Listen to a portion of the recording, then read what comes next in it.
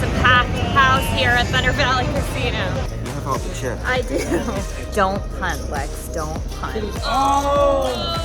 What's up, guys? Lexy Gavin Mather here, and I am super pumped because I am playing the $600 100K guarantee here at Thunder Valley Casino. This is the Run Good Gear Series, and we are actually getting close to the money. I've been playing all day. I've been playing really well, running really well. There were 200 and something players in this flight. We're down to just under 50 players and 26 players cash. I had a lot of really interesting hands, but let's get some chips in a bag, let's get in the money, and then we'll go over some of those hands for day 2. All right, let's go. Okay, we just won a massive pot. I have 430K at 5K big blind. Average is 146, and I just got moved to a new table full of friends. Here we have Chris, Kyle, hello, Josh Prager. We go way back. Oh, some other Mitch, friends. Then he had one big blind 5 minutes ago. He had one big blind 5 minutes ago. I've been there. I know how you feel. We're on the bubble. We're 9 people away from the money. And for once, we're not sweating it. You got it, Josh. You got it. I have faith in you. A few moments later. All in against Josh, and I almost don't want to bust you. Oh, no. Running queens! Running I queens! have a flush, and I feel really bad. Josh, I'm so sorry. I didn't want to do that to you. Are you? I had to do it. Blind versus blind. We shove. I hate busting friends. It's never fun. But I'll do it. So I will do it. I prefer to bust friends. You prefer to bust friends? Yeah, I always say I'd check raise my grandmother, honestly. Maximum pain. Until next time. Bye, Josh. All right, we are 5 players away from the money. And this is normally around the time that I do something stupid. So don't punt, Lex. Don't punt. Don't punt. I'm the classic self-sabotager. But fortunately, we have enough to afford some screw-ups. Hi, more Bluff. How's it going, bully? You have all the chips. I do. I feel bad because Bobby Boy busted and he lost on the river. He got it in good. And ace-4 into a king-queen? Yeah. Queen on the river. It's a dumb game. It is a dumb game. Sorry. Guys, hashtag more Bob in the comments. He likes it. Makes him feel better. He needs some cheering up right now. I'm a little under the poker weather. He is not. Yeah, but at least you're not in the poker hospital like some people. That's true. Yeah. That's true. You're in you're in the poker walk-in clinic. And I have my Seahawks shirt on. And yeah, you have your Seahawks. You know how many haters are gonna come in now? Guys, let us know in the comments what is your favorite football team. I like the Giants and the Raiders. Yeah, hold on, Kyle. He What's just introduced his own vlog, but last hand he didn't hit the record button, so he couldn't even do it. rookie I was trying to film mistake. your hand with Josh, and I forgot to. What happened? You didn't hit tartar record? sauce.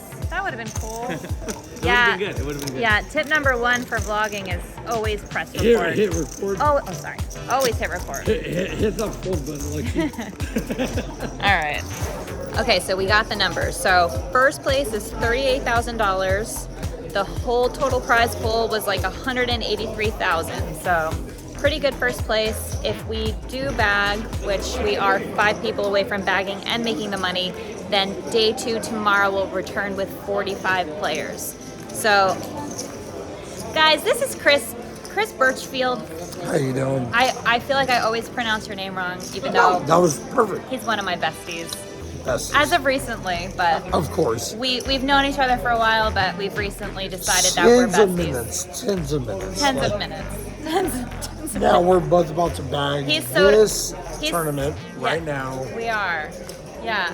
He's totally Tober. Certainly, Tomer. Let's do it. Officer, we're not strong. Ossifer. Okay. So that's the scoop. Really excited to bag this, and then we'll talk some hands. Fun fact, I actually have one of these. I won a Run Good event once a couple years back, and I'm looking to collect my second ring. Let's friggin' go. Direct bubble, one player away. Can we do it? We can do it.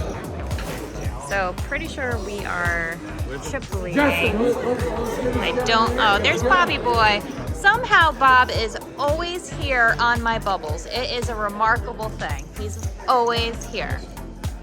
Because I'm never in the tournament. I mean, it's not hard to figure that out. Huh? I'm never on the bubble. And I'm never in the money.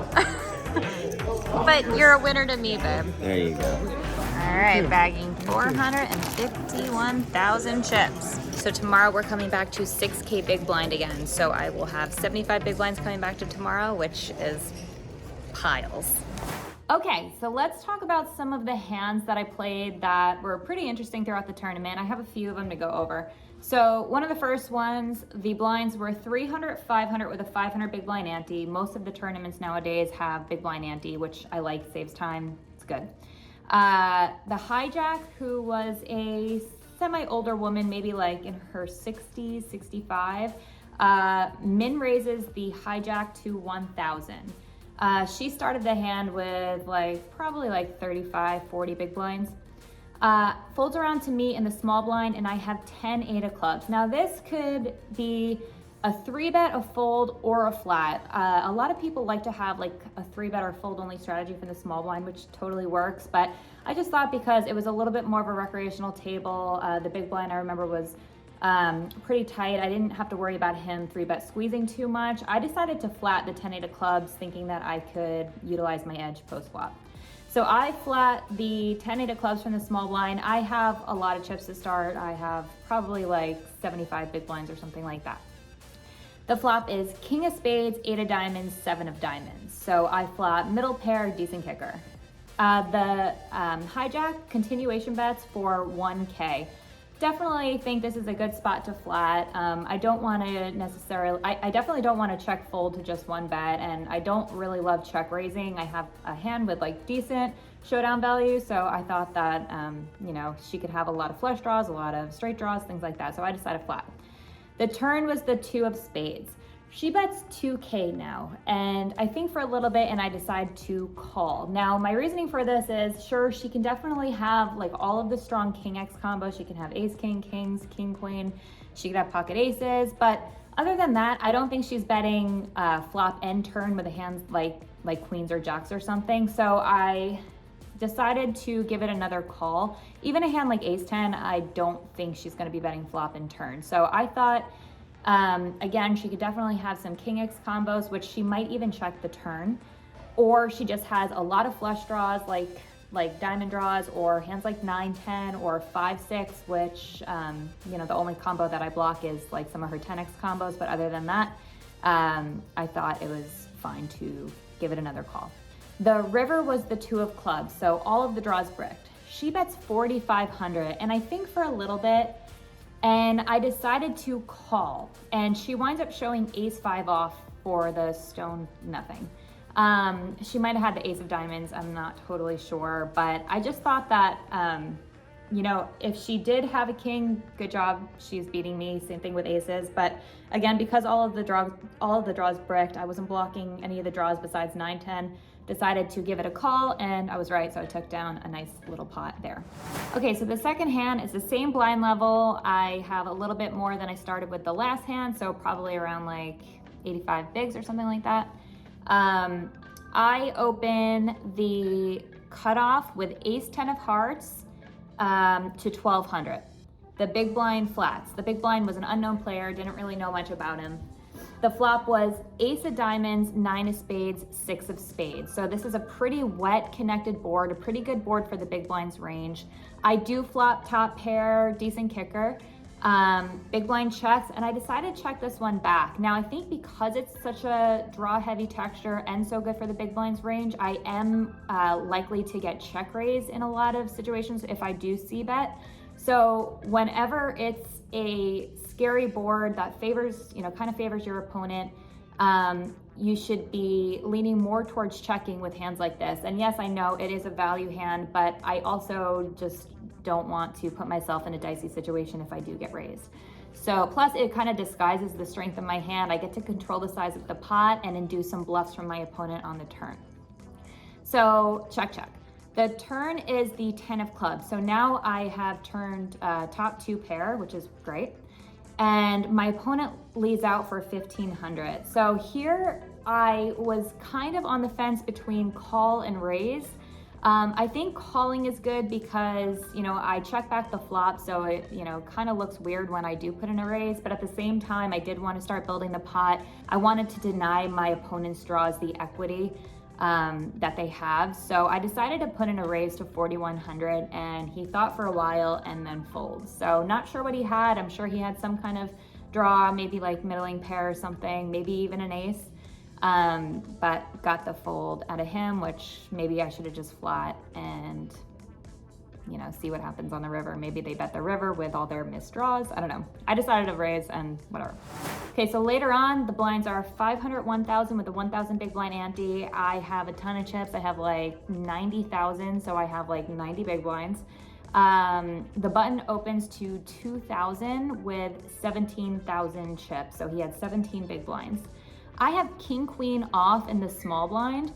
I took a look at the big blind, what kind of player they were, what kind of stack they had, and I noticed that it was a relatively tight player and the big blind only had a 10 big blind stack. So I thought for a second and I decided to ship here. The reason is because I didn't want to flat and then incentivize the big blind to shove, which obviously we would call, but I didn't want the button to call, and then we're just playing like a bloated pot with king queen out of position on 2 players. Although the big blind would have been all in. But I decided to shove because the button's opening range there is really, really wide. I can definitely take down the pot pre-flop by getting the big blind to fold and getting the button to fold. And even if I do shove and get called, I am flipping against all of the button's pairs like jacks and under. So I thought it was a good spot. I thought it had a lot of fold equity, and it's not a spot where I necessarily want to 3-bet because I don't want the button to think that they could 4-bet shove on me and, you know, maybe get me to fold. So I wanted to maximize my fold equity, and, you know, even if I do get called, then I get to realize all 5 card equity, meaning I get to see flop, turn, and river. But both players fold, so it was a good outcome. So anyway, I am super excited that I bagged. I actually bagged 2nd in chips total. I bagged 1st in chips for my flight, but 2nd in chips total, and the chip leader only has like 50,000 more chips than me. So anyway, I gotta head into my day 2. I am gonna make a new video for day 2, so make sure to check that out. I am also gonna be talking about distractions because, as you guys saw, there was a lot of drinking. We're not strong. Not from me, but a lot of drinking in day 1. So there was a lot of players that were, you know, popping in and out. Love them all, but it can be distracting. So I do want to touch on that a little bit. So hit the subscribe, like, follow to support my content and to follow day 2 because I am going to be posting again. Hopefully I can take it down. Thanks again for watching, guys, and I will see you on the next video. Bye.